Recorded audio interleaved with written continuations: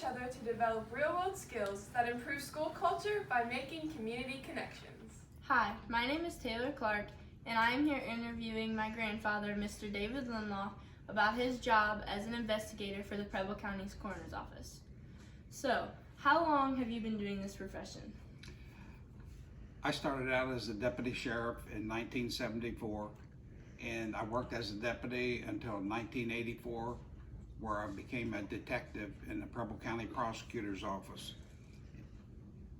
And then I worked in that position until 1994, where I also assumed the duties as investigator with the Preble County Coroner's Office and performed both jobs until 2014.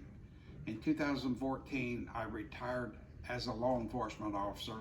However, I continued to do the coroner's investigations and do to this day. So, what is your educational background for the Coroner's Office? What is needed to pursue this? Okay, I graduated from Twin Valley South High School in 1968. I attended Miami University in Oxford, Ohio for 2 years. It was during the Vietnam War, and I enlisted in the United States Marine Corps and served 3 years in the Marine Corps. After finishing my tour of duty, I then went back to Miami University and then on to the Cincinnati College of Mortuary Science, where I earned my degree in mortuary science, and I'm a licensed funeral director and embalmer in the state of Ohio.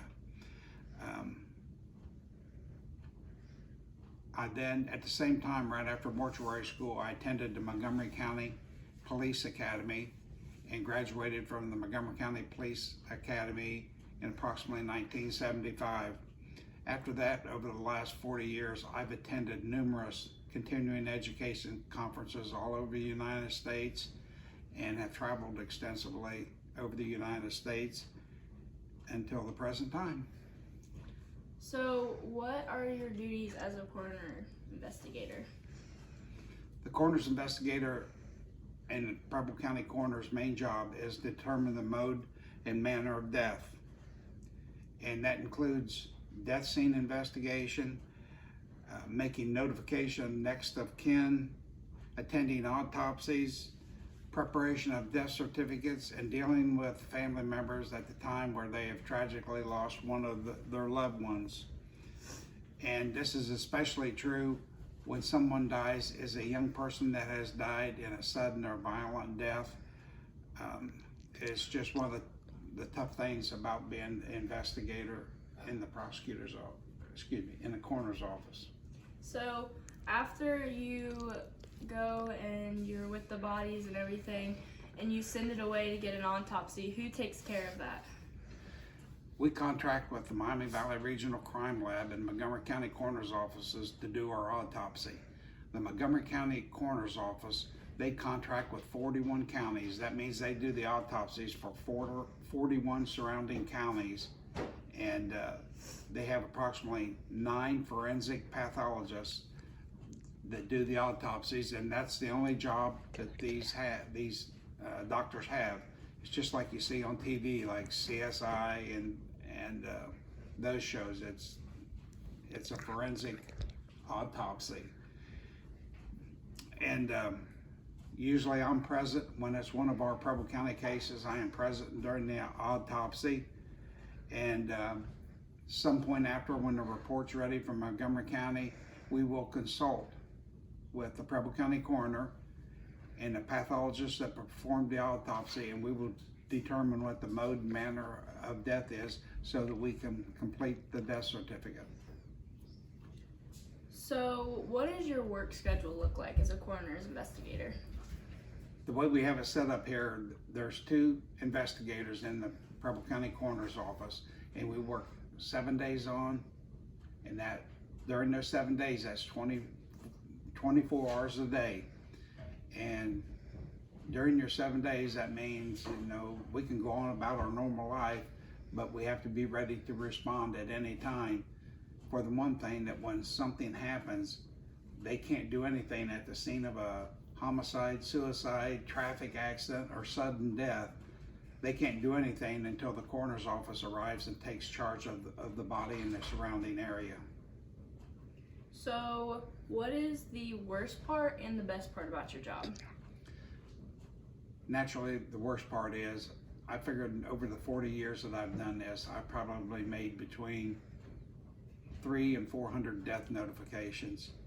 And it's just kind of hard to put into words, but you can just imagine walking up to somebody's door at 3 o'clock in the morning, waking them up out of a dead sleep, and tell them that their child or another loved one, mother, father, brother, sister, whoever has been killed in an accident or some other tragic death.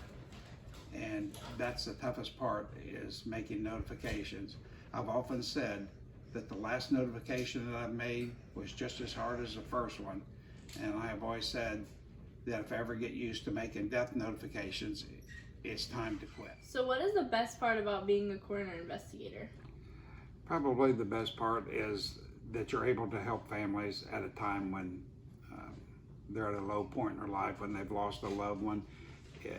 A lot of people only go through this once or twice in their life, and the paperwork and dealing with attorneys and insurance company, it can be overwhelming, and we try to help the families through that.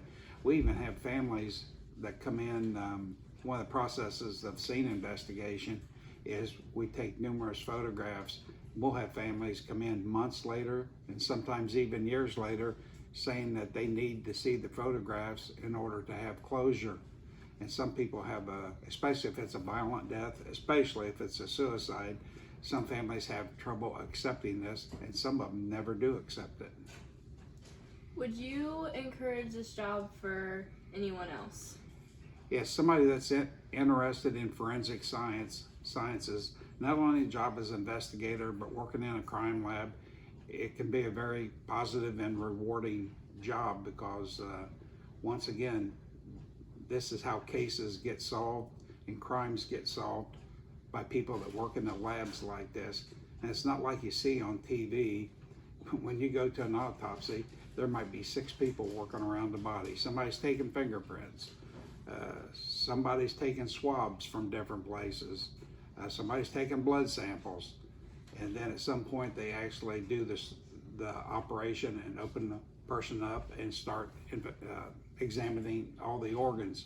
And they even save tissue samples to look at under a microscope. And then the last part of it, which takes so long to do, they do toxicology, and that informs the drugs. We know what drugs the person was taking, illegal or prescription drugs, and it even determines the quantity of drugs that they took. And this is all taken into consideration when we sit down to determine the mode and manner of death. All right, well, thank you so much. You're more than welcome.